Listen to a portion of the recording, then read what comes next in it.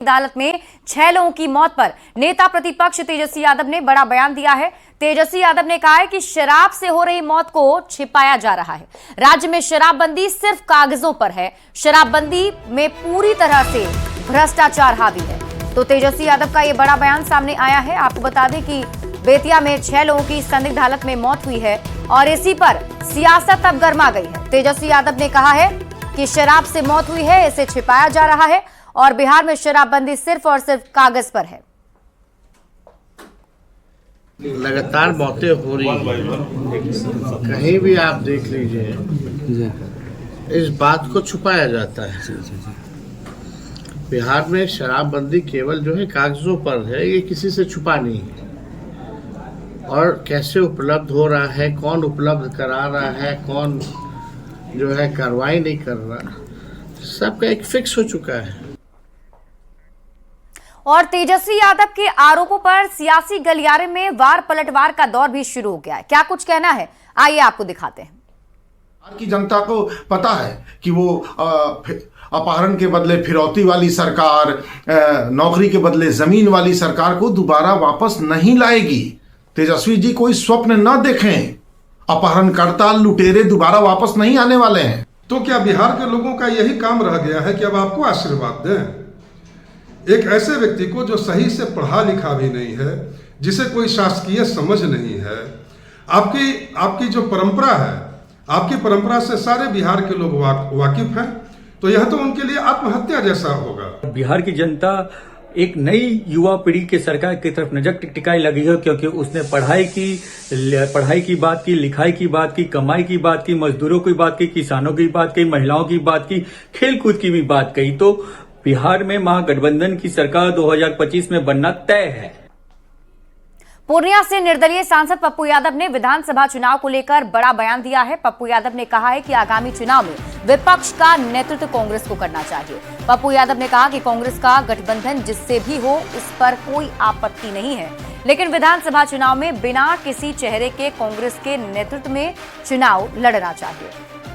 पहले भी कहा हूं कि कांग्रेस को नेतृत्व करना चाहिए। गठबंधन जिससे है मुझे कोई आपत्ति नहीं, व्यक्तिगत राय है, बिना किसी नाम के घोषणा के चुनाव लड़ना चाहिए। और इसी बीच आपको मुजफ्फरपुर से बड़ी खबर बताते हैं। कुढ़नी के मुखिया के घर एक बार फिर से एनआईए की टीम पहुंची है। नंदकिशोर राय उर्फ भोला राय के घर एनआईए की टीम पहुंची है। मुखिया की गाड़ी अपने साथ ले गई है। एनआईए की टीम ने 1 महीने पहले भी यहां पर दबिश दी थी। एनआईए ने मुखिया के मनकौली स्थित घर में रेड की थी। बीते महीने कई घंटे तक पूछताछ भी चली थी। कई कैश और डॉक्यूमेंट्स भी यहां से बरामद हुए थे।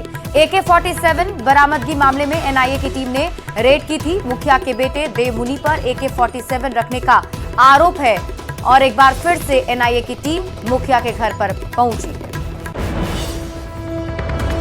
आपको बता दें कि 2 महीने पहले झारखंड में हुए विधानसभा चुनाव और दिल्ली में हो रहे विधानसभा चुनाव में हमको एक भी सीट नहीं मिलने को लेकर जितन राम मांझी का दर्द अब छलका है। लखीसराय में जितन राम मांझी ने कहा कि हमें इन दोनों राज्यों में एक भी सीट नहीं मिली, फिर भी मदद की और कर रहे हैं, लेकिन हम का जनाधार आज बहुत बढ़ चुका है और उसके हिसाब से अगर सीट नहीं मिलती है तो नुकसान एनडीए को होगा, जिससे हमें भी तकलीफ होगी।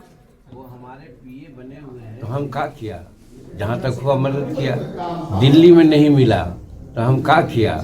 हम मदद कर रहे हैं, करेंगे, लेकिन ये जरूर कहेंगे कि हमको मिलना चाहिए था। उसी प्रकार से बिहार में जो आज 2025 सीट जीतने की बात है, हम समझते हैं कि हिंदुस्तानी अवाम मोर्चा सेकुलर का जनाधार इतना बढ़ा है, जो आज हम लोग दिखला रहे हैं, कर रहे हैं। गया में आपने देखा 3 मीटिंग किया, कल जहानाबाद में किया, 28 तारीख को पटना में करेंगे, आज देखिए जा रहे हैं जमालपुर में करने।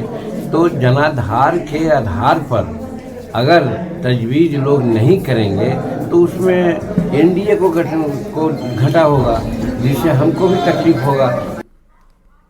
समस्तीपुर व्यवहार न्यायालय में राहुल गांधी के खिलाफ अभियोग पत्र दायर किया गया है। मुकेश कुमार चौधरी ने अभियोग पत्र दायर किया है। उनका आरोप है कि 15 जनवरी को राहुल गांधी ने भारत की राज व्यवस्था के खिलाफ भड़काऊ भाषण दिया था, जिस पर कोर्ट को संज्ञान लेना चाहिए था।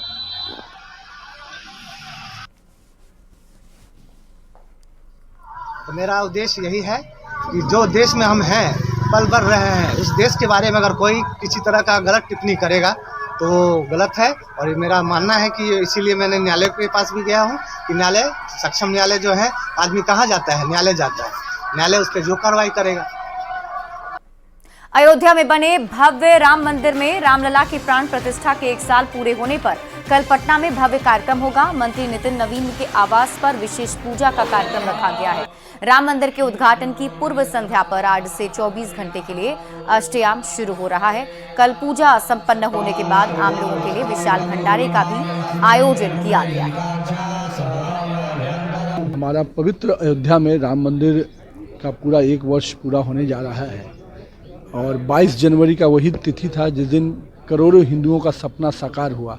तो उस दिन को स्मरण रखते हुए हम लोगों ने अष्टयाम का आयोजन किया है रामनवमी कमेटी की तरफ से, और पूरी तरह से आस्था के माहौल में समस्त पटना वासियों को निमंत्रण है कि आप आइए, उस राम मंदिर की परिकल्पना के साकार होने के उस दिवस को हमेशा अपने जीवन में रखें। अररिया के डीआरसीसी में टीआरई 3 के सफल अभ्यर्थियों की काउंसलिंग शुरू हुई है। डॉक्यूमेंट वेरिफिकेशन के बाद ये सभी अब सरकारी शिक्षक के रूप में अपना योगदान देंगे। आपको बता दें कि डॉक्यूमेंट वेरिफिकेशन के बाद शिक्षा विभाग इन्हें स्कूल आवंटित करेगा। काउंसलिंग के लिए पहुंचे अभ्यर्थियों के चेहरे पर नौकरी मिलने की खुशी साफ दिख रही थी और लगातार बम्पर बहाली के लिए नीतीश सरकार की तारीफ भी कर रहे हैं।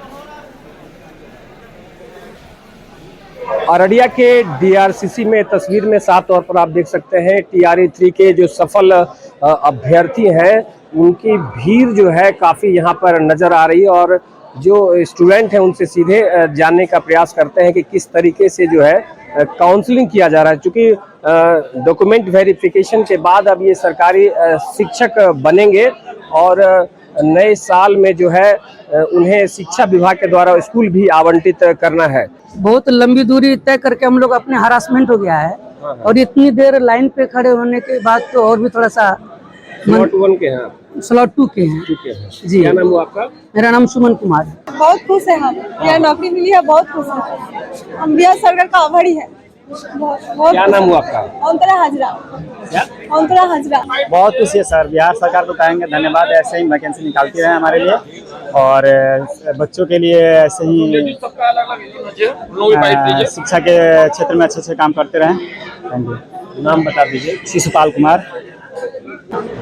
तो तस्वीर में आपने साफ तौर पर देखा कि टीआरई 3 जो सफल अभ्यर्थी हैं उनका डॉक्यूमेंट वेरिफिकेशन यहाँ पर किया जा रहा है। हालांकि कई अभ्यर्थियों ने बताया है कि महिलाओं के लिए काउंटर अलग होना चाहिए और डॉक्यूमेंट वेरिफिकेशन में काफी लेट लतीफी यहाँ पर हो रही है। सतीश कुमार, न्यूज़ 18 अररिया। और इस बीच मोतिहारी से आपको बड़ी खबर बताते हैं। कल्याणपुर में हॉरर किलिंग का सनसनीखेज मामला सामने आया है। माता पिता और चाचा के साथ भाई ने मिलकर बेटी की हत्या की है। प्रेम प्रसंग से नाराज परिवार के लोगों ने हत्या कर दी। नाबालिग बेटी को मौत के घाट उतार दिया। शव को सुनसान इलाके में दफनाने की कोशिश की जा रही थी। पुलिस को सूचना मिलते ही शव को कब्जे में ले लिया गया है। पुलिस ने 4 लोगों को गिरफ्तार भी किया है। चकिया डीएसपी सत्येंद्र सिंह ने इसकी जानकारी दी है। तो बड़ी खबर आपको बता रहे हैं मोतिहारी से, जहां हॉरर किलिंग का सनसनीखेज मामला सामने आया है। दरअसल आपको बता दें कि प्रेम प्रसंग से नाराज होकर परिवार वालों ने एक नाबालिग की हत्या कर दी है, जिसके शव को दफनाने की कोशिश की जा रही थी और तभी पुलिस की टीम को इसकी जानकारी मिल गई है। पुलिस ने शव को कब्जे में ले लिया है और मामले की जांच पड़ताल शुरू कर दी है। मुजफ्फरपुर में शमशान में शव जलाने को लेकर 2 पक्ष आपस में भिड़ गए।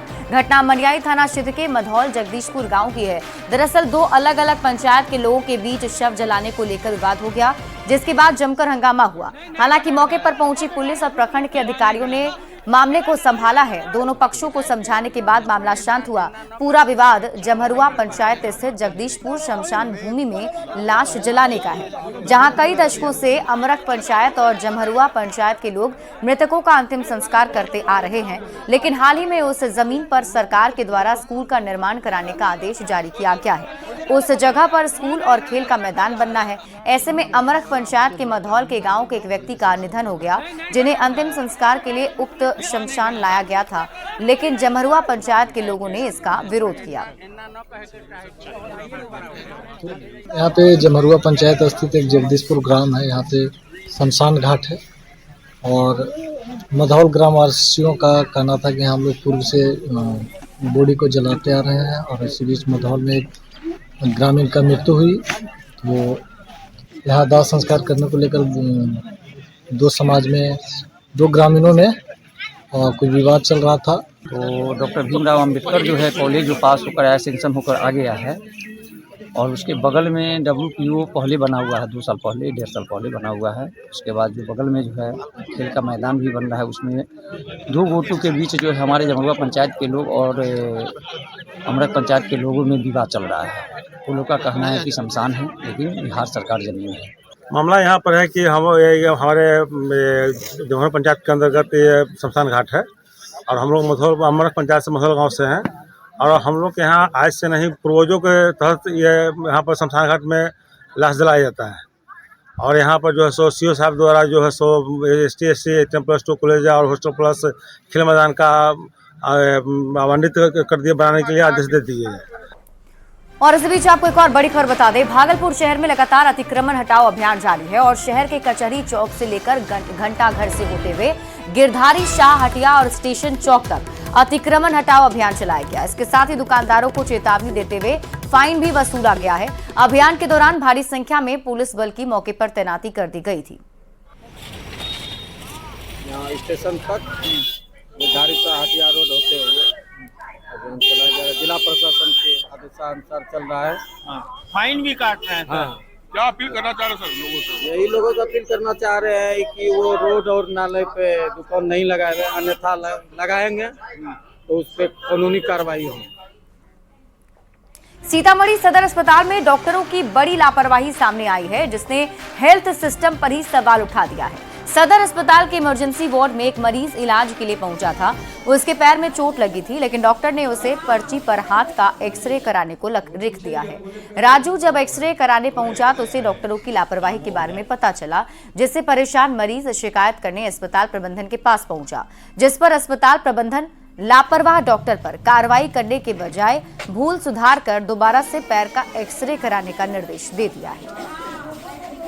बाइक से गिर गया सुबह, ठीक है, पैर में चोट लगा है, हाथ के एक्सरे लिख के दिए हैं। कहाँ पे एक्सीडेंट हुआ है? माया मेडिकल के सामने हॉस्पिटल रोड में हुआ है। अच्छा, ये देखिए जख्म, ये देखिए यहाँ पे चोट लगा हुआ है, इसका एक्सरे लिख के दे रहा है। कहाँ दिखाए हो? इमरजेंसी वार्ड में। इमरजेंसी में दिखाए हो जी? कौन डॉक्टर है? डॉक्टर साहब को नहीं पता है, डॉक्टर लिख के दिए हैं। 2 घंटा लाइन में खड़ा होकर पर्ची कटाया, उसके बाद यहाँ पे खड़ा होकर एक्सरे के लिए इंतजार किए, तब बोल रहे हैं हाथ का एक्सरे है लिखा हुआ। कहाँ घर है तुम्हारा? सीतामढ़ी बसवरिया। सीतामढ़ी के डीएम लगातार एक्शन मोड में है। सरकार द्वारा संचालित विकास योजनाओं का सही तरीके से क्रियान्वयन हो, इसको लेकर डीएम लगातार जिले के सुदूर ग्रामीण इलाकों का दौरा कर रहे हैं। सीतामढ़ी के डीएम रिची पांडे जिले में कराए जा रहे विकास योजनाओं की जांच भी कर रहे हैं और गड़बड़ी पाए जाने पर संबंधित अधिकारियों पर कार्रवाई की जा रही है। यहाँ पे हम लोग का निर्माण कार्य मनरेगा के माध्यम से कराया जा रहा है और इन सभी खेल के मैदानों में हमारा बास्केटबॉल कोर्ट है, वॉलीबॉल कोर्ट है, बैडमिंटन कोर्ट है, रनिंग ट्रैक है। तो हमारा सर्वोच्च प्राथमिकता है कि समयबद्ध तरीके से कार्यों को संपादित किया जा सके। जो हमारे मनरेगा के जितने भी पर्यवेक्षी एवं तकनीकी पदाधिकारी हैं, उनको निर्देश दिया है कि नियमित रूप से भ्रमणशील रह के कार्यों की गुणवत्ता को चेक करते रहें। वैसे सीनियर सिटीजन जो वाहन चलाते हैं, उनके लिए परिवहन विभाग ने अनूठी पहल की शुरुआत की है। पिछले कुछ सालों में सड़क दुर्घटना में सीनियर सिटीजन की बड़ी संख्या में मौत हुई है। अब सीनियर सिटीजन के लिए गाड़ी के पीछे लगाने के लिए नया स्टिकर दिया जाएगा, जिस स्टिकर में लिखा होगा धैर्य रखें, बुजुर्ग वाहन चला रहे हैं। स्टिकर लगे होने से पीछे गाड़ी चला रहे वाहन चालक के बीच अवेयरनेस आएगी और गलत ओवरटेक या फिर अत्यधिक हॉर्न बजाने से भी बचा जा सकेगा। परिवहन विभाग के इस पहल पर बुजुर्गों में खासा उत्साह है। बुजुर्गों का कहना है कि अच्छी पहल है। बुजुर्गों से बात की है न्यूज 18 संवाददाता रवि एस नारायण ने।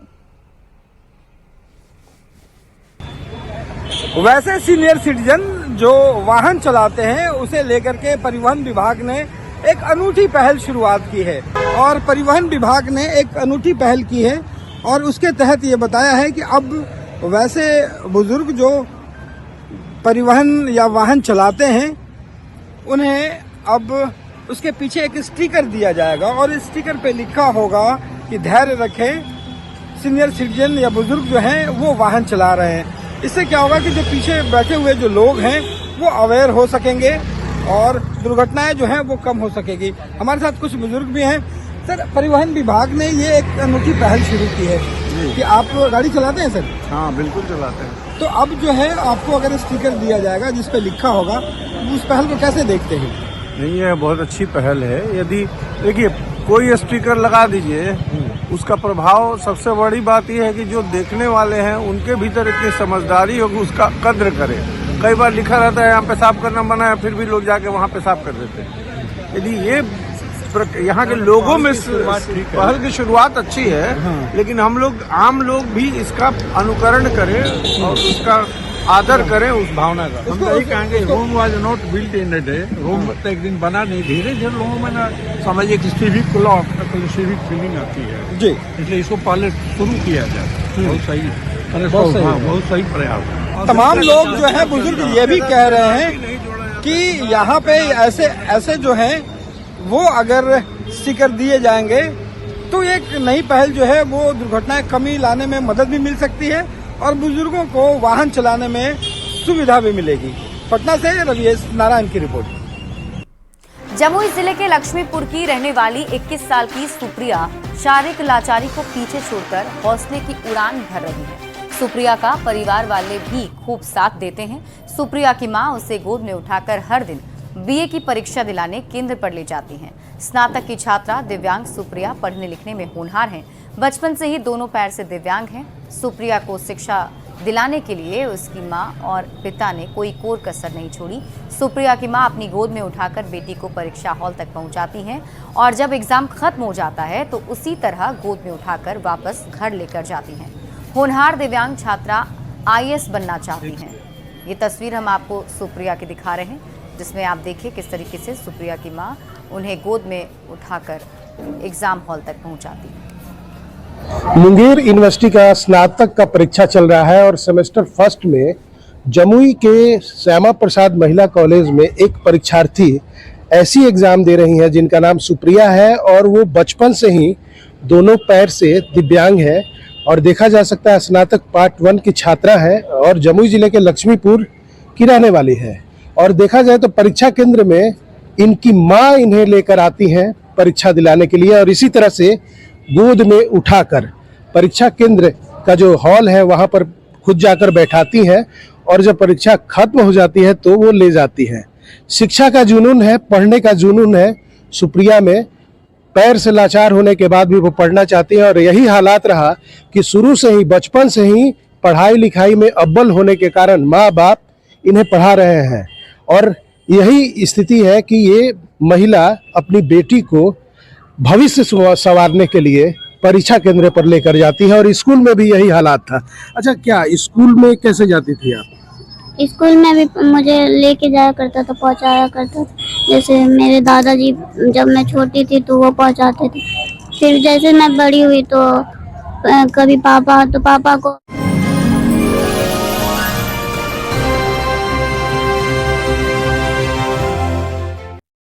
अपने सरकारों से कि वो महंगाई को पहले नीचे गिराए, क्योंकि घर चलाना बहुत ही दिक्कत होता है। शिक्षा और चिकित्सा, ये दोनों को सरकार सुलभ, सस्ती और पारदर्शी बनाए कि इनकम टैक्स की जो छूट की सीमा है बढ़ाई जाए ताकि आम लोगों को, व्यवसायियों को और नौकरी पेशा वालों को इससे राहत मिल सके। गवर्नमेंट को थोड़ा सा और रेलिवेंट बनाना होगा इनकम टैक्स स्लैब्स को। इनकम टैक्स में खास लोगों से अधिक पैसा लेने के बजाय अधिक लोगों से कुछ पैसा कम करके भी लिया जाए। हम मांग करते हैं मोदी जी से कि थोड़ा बजट जारी करने से पहले आप आम मध्यवर्गीय व्यवसायियों के बारे में भी थोड़ा देखिए, उस पर अध्ययन कीजिए, तब आप लागू पेश कीजिए। बहुत प्रॉब्लम है हमारे जीएसटी के जो सिस्टम कॉम्प्लिकेशन है। जीएसटी का भी जो इम्प्लीमेंटेशन है वो अब थोड़ा कॉम्प्लिकेटेड सा लगता है, तो अगर वो थोड़ा ईज आउट हो सके। थोड़ा सा जीएसटी का रेट जो है 28% वाले को 18% करना चाहिए। और फिलहाल इस बुलेटिन में अभी के लिए बस इतना ही। आगे देख लेते हैं इस वक्त की हेडलाइंस।